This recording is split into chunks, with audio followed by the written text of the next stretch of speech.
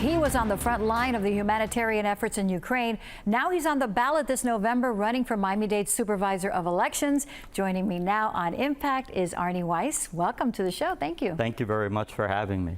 Okay, so you're running as a Democrat for Supervisor of Elections. Why did you decide to do this now? So there are two parts to that. How I decided I needed to look into this was because I received a notice from the county the end of March saying they were going to purge me from the voter rolls because the notice said I hadn't voted in the last two elections, which I had. And when I called the county to ask them about it, they looked it up and they said, no, you voted, but our system generates that notice. What it is your mailings returned back to the office. And I'm like, okay, that's weird. Can you tell me what happened? And it turned out that my mail was returned back to the supervisor's office as street unknown.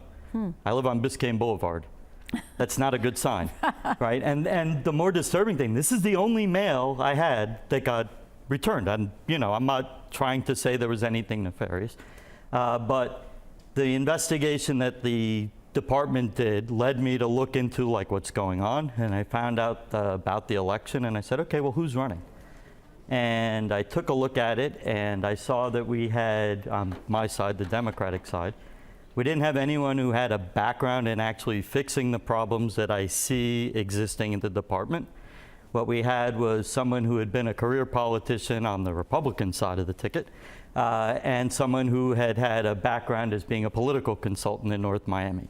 So I reached out to Nikki Fried, and I said, look, I don't want to create a circular firing squad in a primary. So let's do this. I'll sit down, I'll meet with J.C. Planas. He seems to be the guy that the party wants to back here in the county.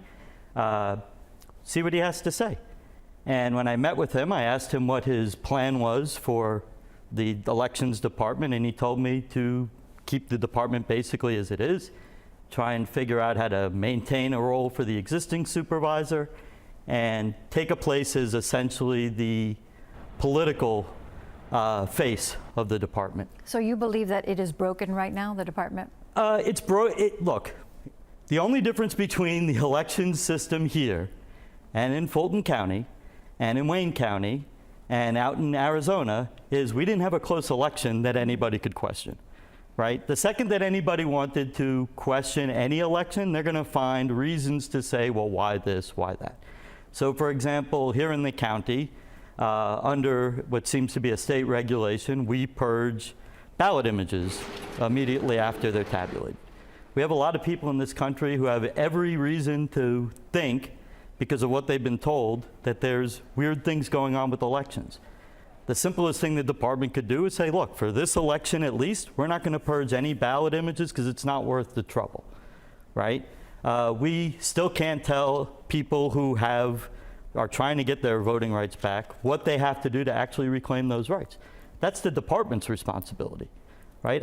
As supervisor, I should be able to tell any voter who wants to reclaim their rights, you need to get in touch with this department, you need to square away this fine, or you need to, to the extent of the data that we can get, or I have to work under the assumption that you have a legal right to vote.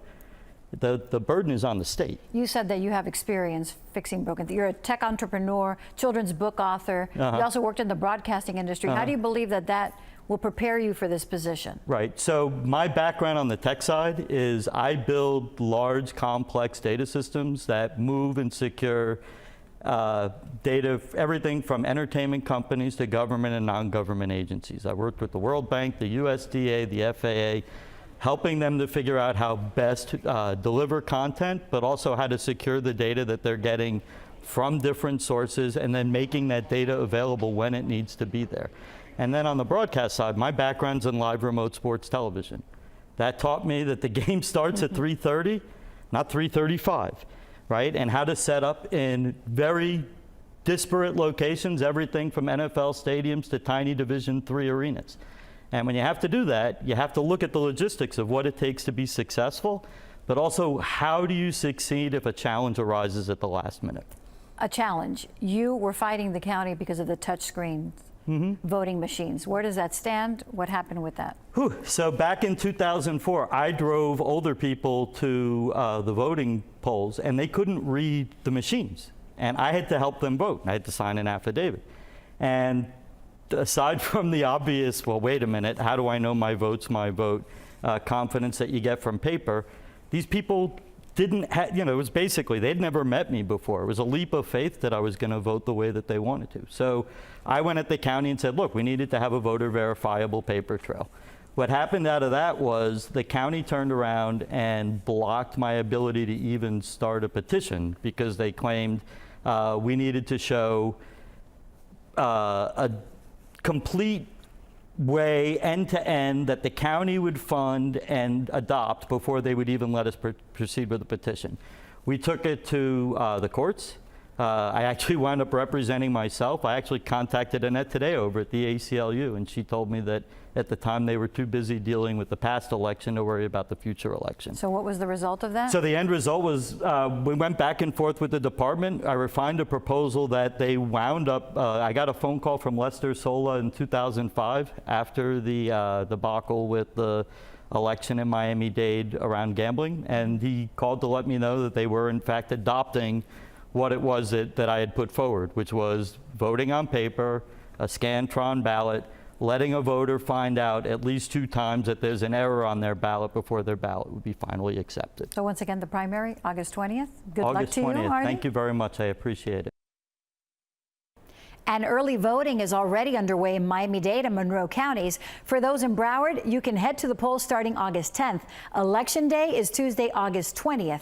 Thank you so much for joining us. Impact returns to NBC6 Sunday, August 18th at 9:30 a.m. We'll see you then.